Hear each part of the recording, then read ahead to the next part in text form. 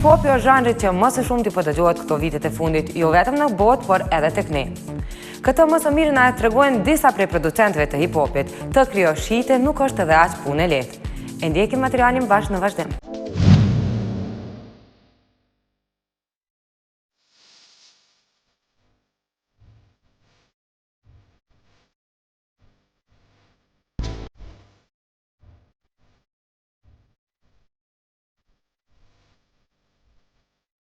Të bësh punën e producentit nuk është edhe aq e lehtë. Ndryshimi i trendeve botërore në muzikë i bën ata që të jenë në hap me kohën.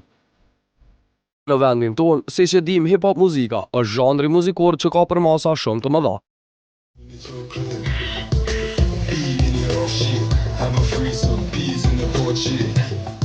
Big Bang and Stash Beats janë dy nga producentët që kemi zgjedhur për t'i treguar vetë ata se sa vështirësi ka për të bërë një melodi hip-hop.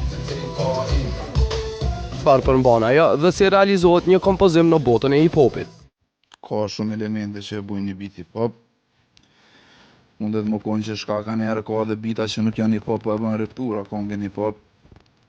Po zakonisht janë drumlinat, ritmi, çfarë groove e bën, instrumente që i shtim, që i lujmë, tempo normal.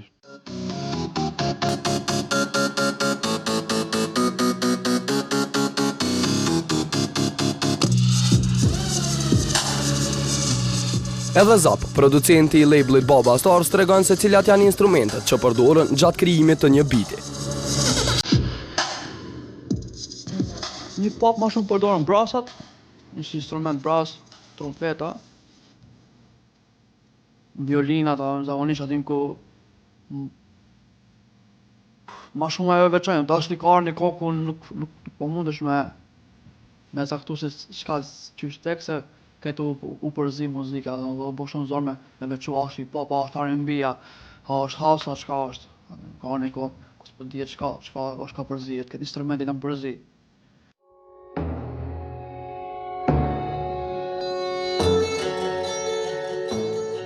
Përbërësit e shumë që i ka muzika bëjnë shumicën që të mos kuptojnë saktësisht se çfarë bën një producent.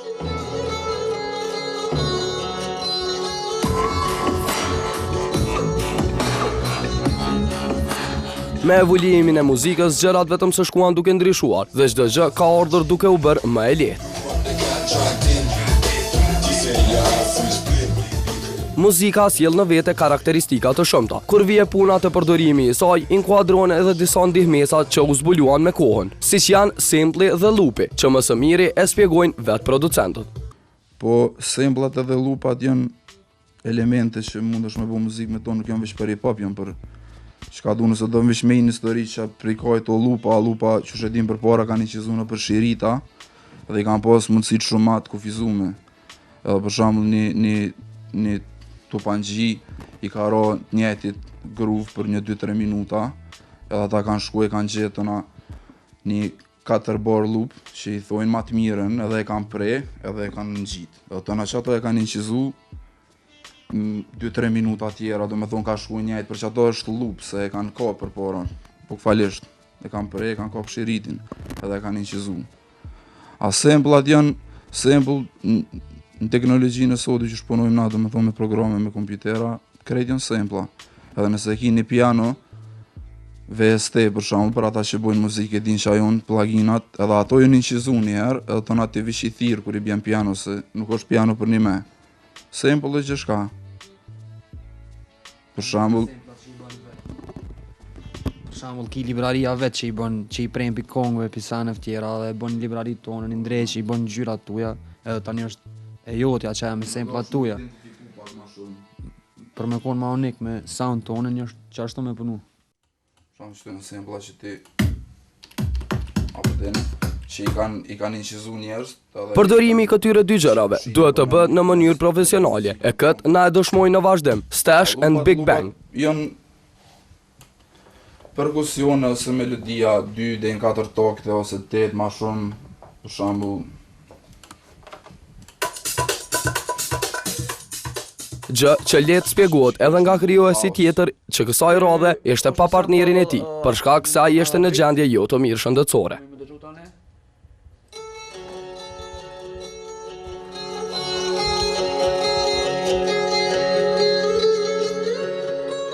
Në Kosovë, tregun e peshqve të mëdhenj e kanë kapur një numër i caktuar i producentëve, të cilët janë më së aktiv, duke punuar e lansuar gjëra nga më të ndryshmet. Edhe shumë, kjo është një sample edhe prej kësaj na e marrëm e krijojmë botën, krijojmë një botë, që e dëgjoj, që e një producent. Në këtë treg janë të njohur producentë si Strike Beats, që jeton në Zvicër e që është një beatmaker shumë i talentuar. Për të vazhduar në Kosovë përsëri, ku gjendet edhe Kico and Torch Music, të cilët që një periudhë po rrin besnik në këtë zhandër. Ata në pamundësi nuk arritën të flasin para kamerës tonë. Tjetër producent që ja vlen të përmendet është K-Master, që një pjesë e madhe e pop muzikës është prodhuar nga duart e tij, ku variojnë çmimet e instrumentalëve. Duke e ditur që standardi jetësor në vendin tonë është në nivelin e ulët, si shkojnë gjërat në muzikë, cilat kishin me qenë ofertat për një reper nga këta producent. Po, çmimet ndryshojnë si mbas projekteve. Normal, kur ofar projekti më i madh, ka oferta më të mira. Se na nuk paguhen mirë, nuk është që paguhen mirë, po as nuk është ajo keq. Tash më varet tash edhe na s'muna me kërkuar shumë se vetë kushtet e Kosovës janë nuk janë as është krizë me një vrana, kupton. Një krijues muzike ka shumë detyra, përpos që krijimi i tij shitet si shkon procedura në vazhdim. Çfarë ndodh me atë beat, si menaxhohet pas shitjes? Prej që kena bo studion, ma shumë projekte që nisën qëto dhe përfundojnë qëto.